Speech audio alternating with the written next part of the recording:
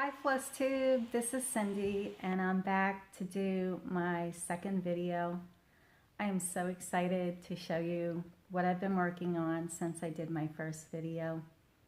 I want to say thank you to each and every one of you who have visited and left comments on my video, giving me a thumbs up and just having words of encouragement. This is an amazing community that I feel blessed and privileged to be a part of. Stitchers have the biggest hearts and everybody has so much to offer. I'm stitching 17 years and I've still learned so much from everybody out there. So thank you to everyone who are doing videos and really adding to my life. I have been binge watching Flosstube because I only found it about a month ago after Vanna recommending, Flosstube. I've never heard of it, and I've been watching YouTube for years. How did I miss that? I don't know. But I did finish watching Dina at Half Stitch. Hi, Dina.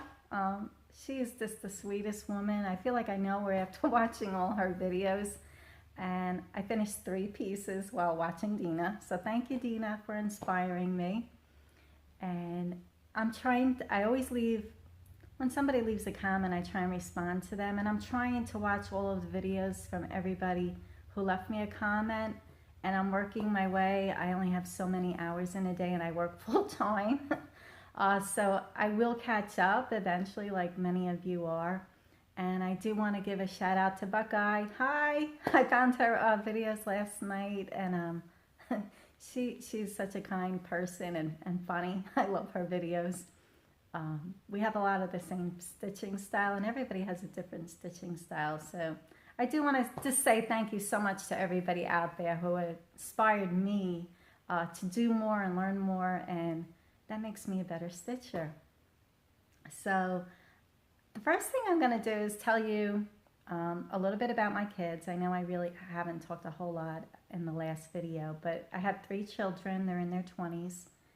And I have Amanda is my oldest, Christopher is my middle child, and then Alyssa is my baby. They're all my babies, but those are my children. They're great kids, and they're out in the working world now, and they're just great kids. My son is moving to Greenville, South Carolina in a couple of weeks, and I'm going to help him move there.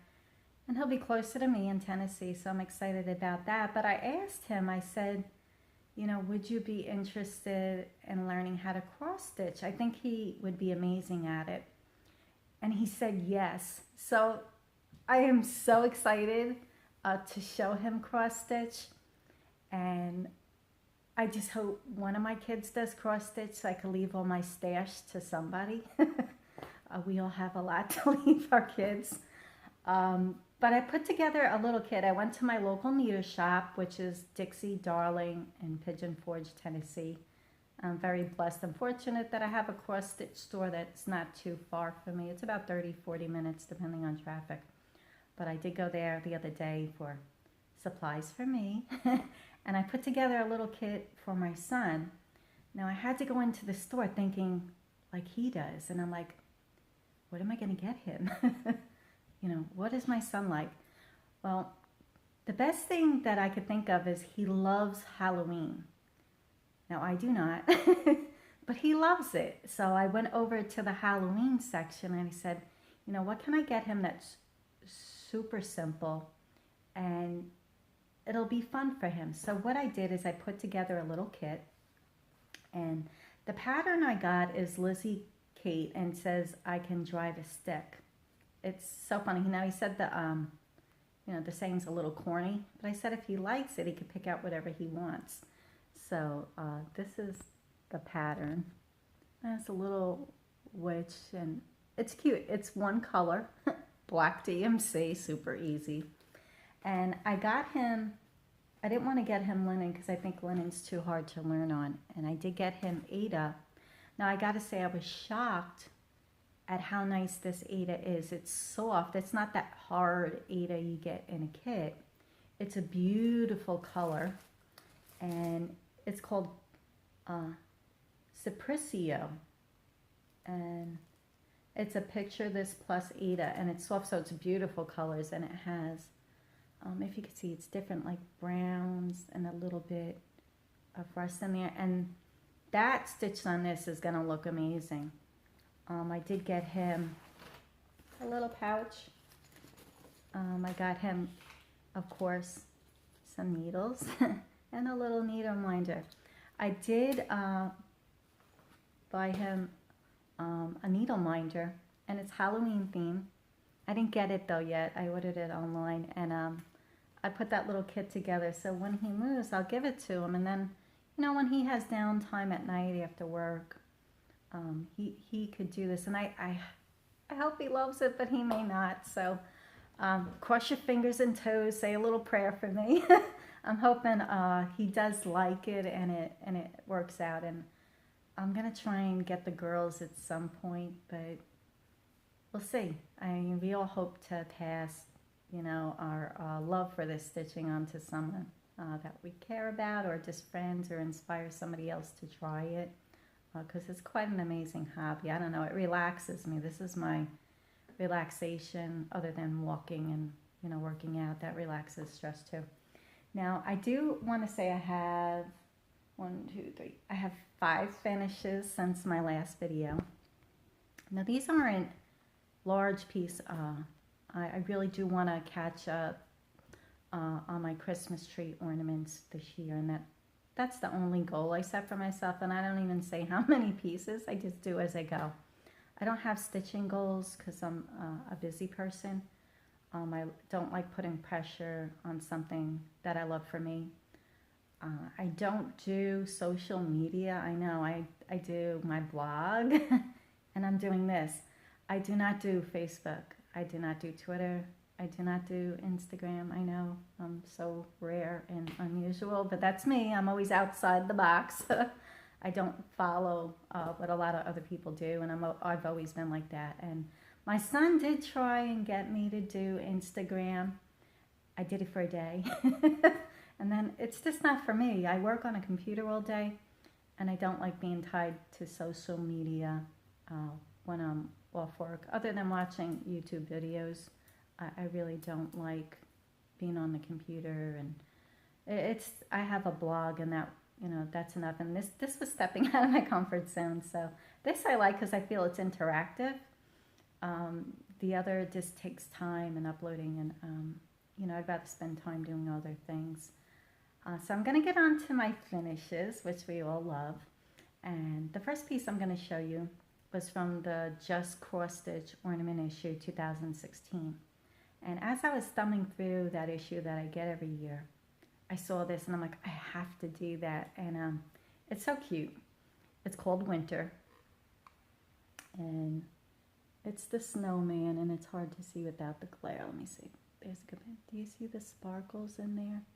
I did add Swarovski crystals, and I'm gonna put what they are at the bottom of this video. I purchased these on eBay, and it's called Hot Fix, and these iron on your pieces, so it's so easy to add a little sparkle and shine onto your pieces. And I do that a lot with some. I like to add a little sparkle, a little bit of bling to my pieces sometimes. And I'm not sure if any of you remember Jean Bice from the Quacker Factory on QVC.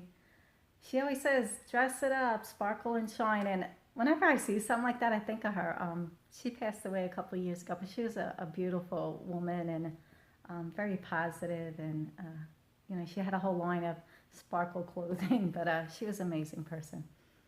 And the next piece I'm going to show you, the next two are actually gifts. And I'm going to a wedding in June.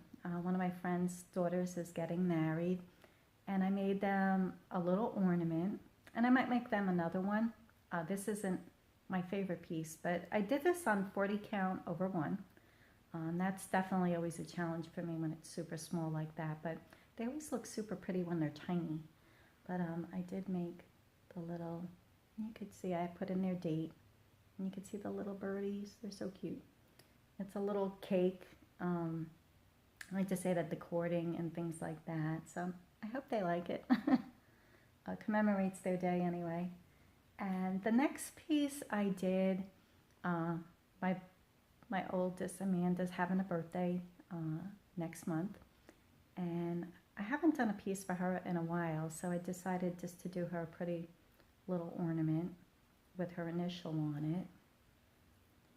And see, it's A, and I did add, you can see I added some beads here and up here, and then the little heart I added on there, and it's really a cute piece. I hope she loves it. I don't know, you never know. My kids are all really artistic, and Amanda actually went to the Fashion Institute of Technology in Manhattan.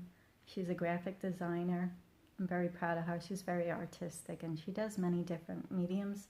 So I'm hoping maybe someday she'll try cross stitch. I don't know if it's something she likes or if she's tried it before, but maybe. The next piece that I did was for me, and this will go, on my Christmas tree. And this is Gingerbread House, and it's just so pretty. I added the little gingerbread, fabric, and I add the little peppermint cording. And on the pattern, you could actually add the button up here over in here. And I decided to stitch this and add the button up here just to give it, a little bit, add a little to the piece. And I'm very pleased at how this came out. It's really just a pretty piece. So I had that to add to my tree. And then the last piece I was working on my last video, and I did finish it. And I finished this watching you, Dina. So I did finish this piece.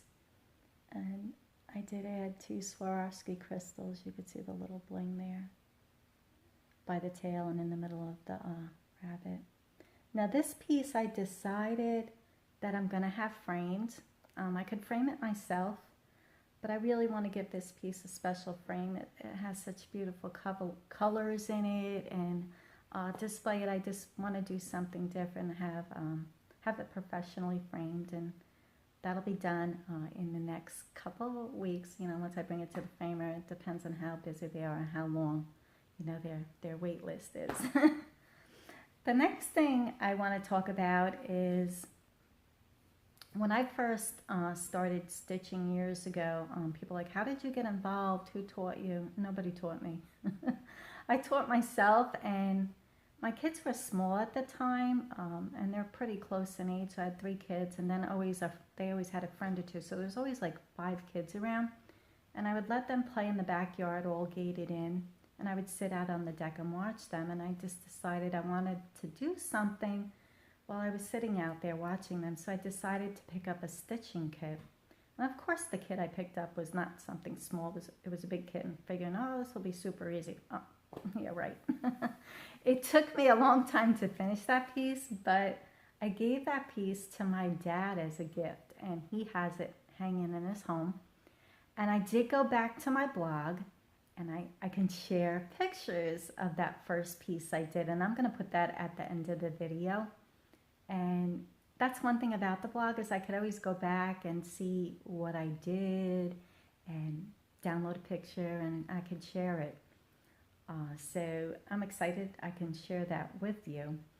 Another thing I'm going to add at the end of the video is when I posted my first video, my oldest sister and one of my close friends, Gina, sent me pictures of the things I've stitched for them.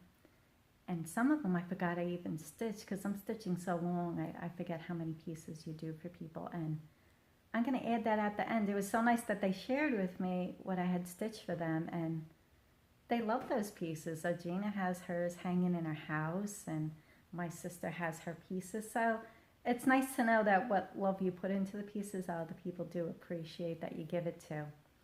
So I'm excited to share that with you.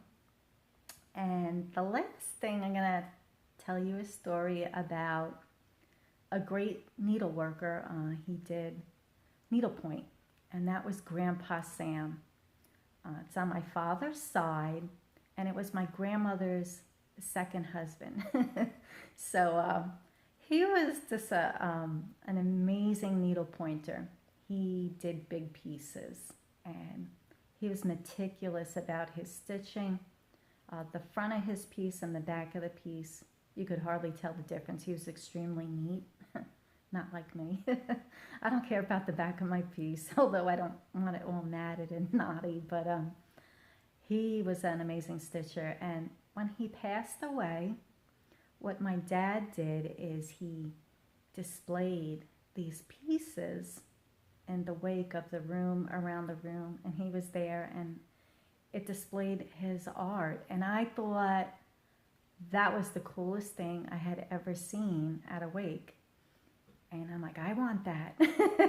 I want my Christmas tree up and all my pieces. And my dad was laughing. I'm like, oh, this is just the greatest tribute that I think you could give to somebody that loves this craft. And he did the Last Supper. Big. I mean, this was a big piece. And it took him, he had calculated how many hours it took him to do that piece. And it was over 2,000 hours. And it was beautifully framed. And I'm like, Dad, you know, who's getting that piece? You know, because of course I want it, because I'm a stitcher. And he said he had donated it to the church that he worked in. He worked in the soup kitchen for many years. He was a good cook. And he had donated it, and they already had a place picked out in the church where they were going to hang it. And I was just like, are you kidding?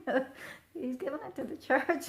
So I didn't get it, but everybody who goes in that church will see that work and admire it and love it. And I thought that was such a, you know, it's something really nice to see.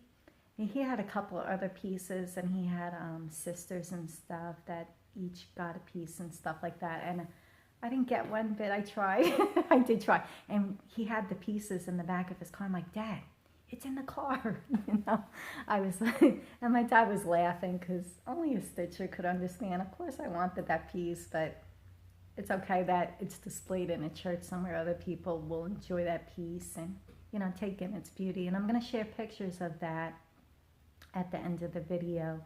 And I know Grandpa Sam is smiling right now. He's like, yay.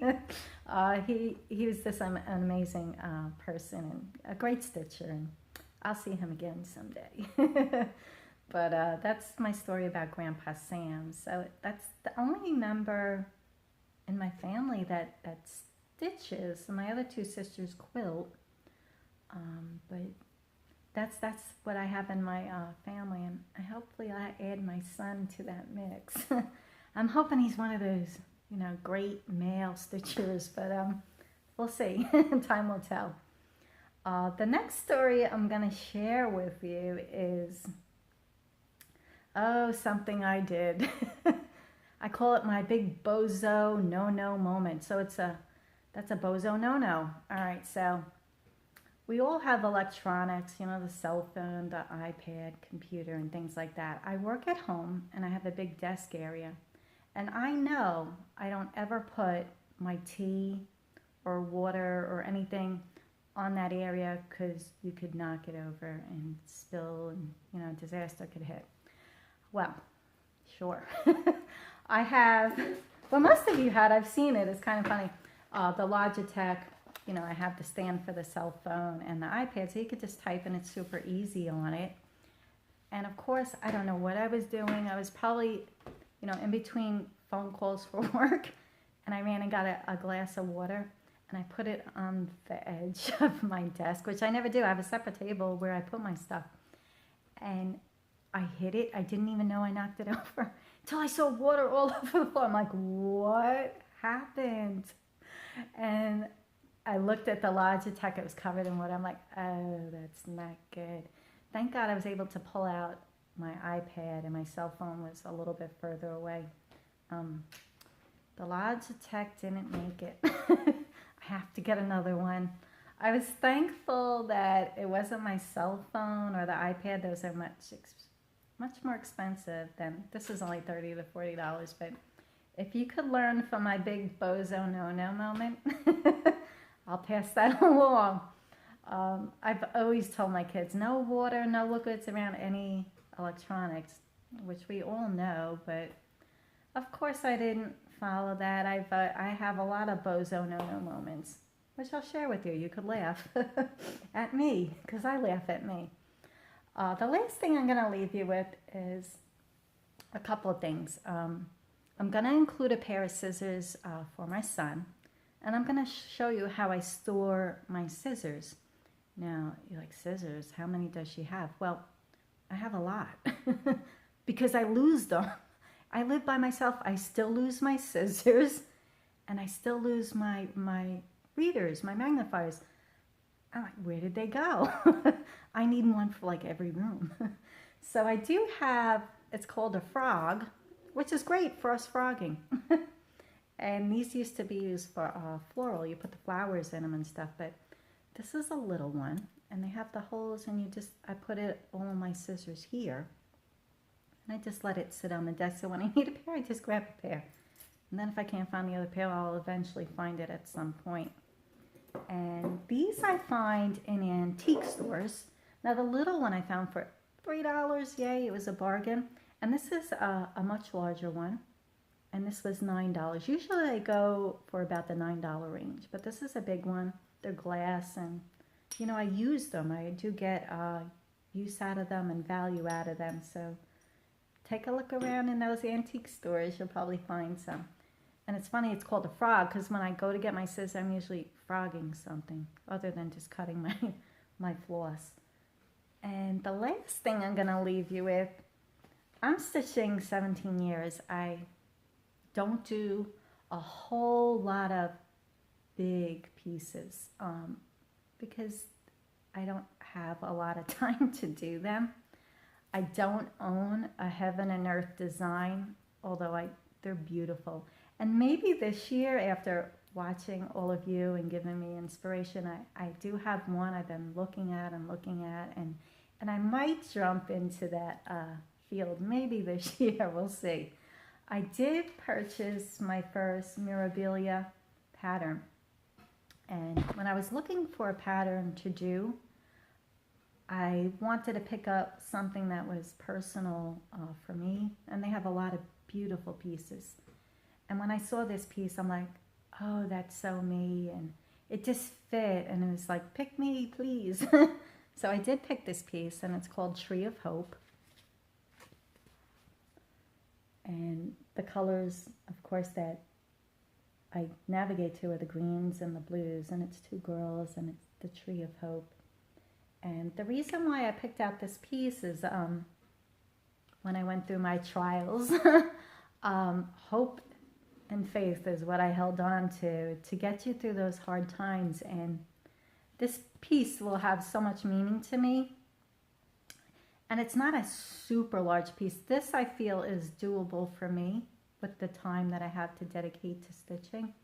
And I did purchase the linen, and I got all the floss and the beads, and I'm just waiting for my frame to come in to put on the frame and load that up. Now, I have never rotated in all my years. I usually stitch a piece and I'm done. But learning from many of you, I am gonna try a rotation of two. I have Peggy's big piece that I really want to finish, and then I want to work on this piece for me. And then in between I could do all my small pieces, but that's something I'm gonna try this year. It'll be something new. And after watching Dina at Half Stitch, she started out like I did too. She did this one piece at a time, and now she's up to like 8 rotations and does stitch alongs, and she's really an amazing stitcher. She's done a lot of pieces last year, and I was just amazed at how many she did. But she is retired and has more time to dedicate than I ever would. But I do learn from each and every one of you, and I'm gonna include those pictures at the end, and they'll have what's on it and what it is. And I do really want to just thank each and every one of you for visiting me and leaving me comments. Say hello, give me a thumbs up. Like I said, I don't do other social media, no Facebook, Twitter, Instagram. and I do appreciate this community so much. And I hope everybody has an awesome stitching weekend. Bye-bye.